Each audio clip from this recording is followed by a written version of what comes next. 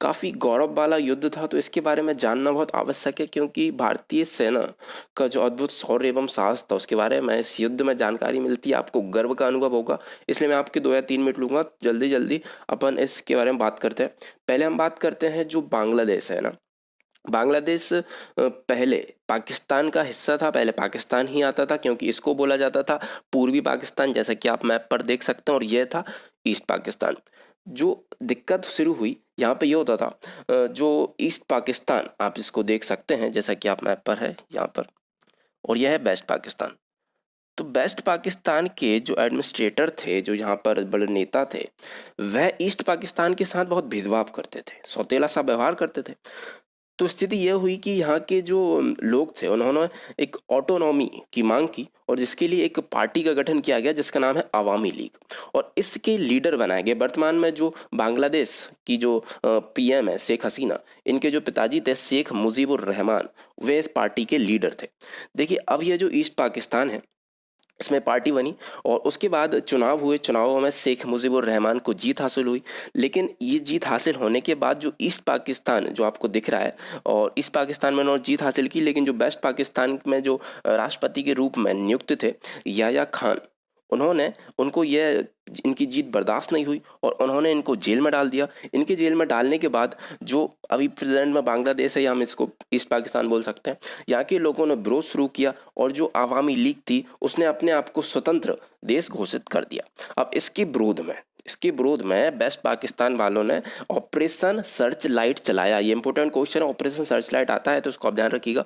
Operation search light चलाया और काफ़ी भारी मात्रा में आर्मीज को ईस्ट पाकिस्तान पे हमला करने के लिए भेज दिया। इस युद्ध में 3 से 5 लाख लोगों की मृत्यु हुई, 2 से 4 लाख बंगाली वुमेन्स का रेप कर दिया गया। देखा जाए तो काफ़ी बड़ा नरसंहार है, ठीक है। उसके बाद स्थिति यह आई कि जो बंगाल के लोग थे उन्होंने ही बोला कि हमको हथियार उठाना पड़ेगा, उन्होंने हथियार उठाया और उन्होंने एक सेना का गठन किया जिसका नाम है मुक्ति बाहिनी सेना का गठन किया। उसके बाद भारत उस समय प्रधानमंत्री थी इंदिरा गांधी ने घोषणा की कि हम मुक्ति बाहिनी सेना जो है, या जो बांग्लादेश है, हम इसके जो लोग हैं उनकी तरफ पूरी तरह से हम उनका सपोर्ट करते हैं। तो उसके बाद भारत भी युद्ध में शामिल हुआ, और 13 दिनों के अंदर देखिए भारत ने ये तीनों तरफ से इसको घेर लिया था, ये तीनों स्थितियां जो है इधर से घेर लिया था, नौसेना से भारत ने घेर लिया था। तो सिर्फ 13 दिनों के अंदर उसने इस युद्ध को जीत लिया। और उस समय जो भारत के फौज के लीडर थे उनका नाम था फील्ड मार्शल मानेकशॉ। ये भी नाम इंपॉर्टेंट है, याद रखिएगा। देखिए फील्ड मार्शल मानेकशॉ जो है ये दूसरे एवं अंतिम फील्ड मार्शल है। उसके बाद इस पद को हटा दिया गया था भारतीय सेना से। अब मैं बात करूं जो भारतीय नेवी, उसने एक ऑपरेशन चलाया था, उसका ऑपरेशन का नाम था ऑपरेशन ट्राइडेंट, ठीक है। ये जो ऑपरेशन था, इस ऑपरेशन के अंतर्गत कराची में नौसेना ने हमला किया, जो कराची बंदरगाह था वहाँ पर, और कई जहाज जो थे वो डुबा दिए पाकिस्तानी सेना के।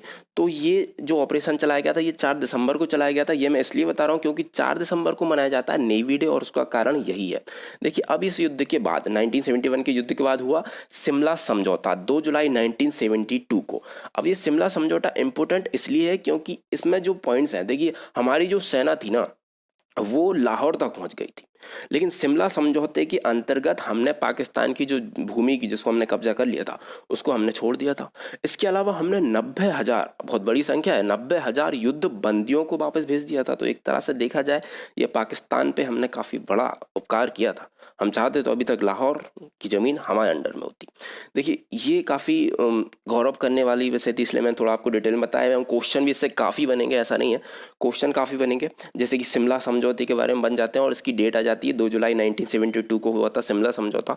अब मैं बात करूं वर्तमान में, देखिए उसके बाद बांग्लादेश का गठन हुआ। बांग्लादेश की जो कैपिटल है वह है ढाका, करेंसी है टका।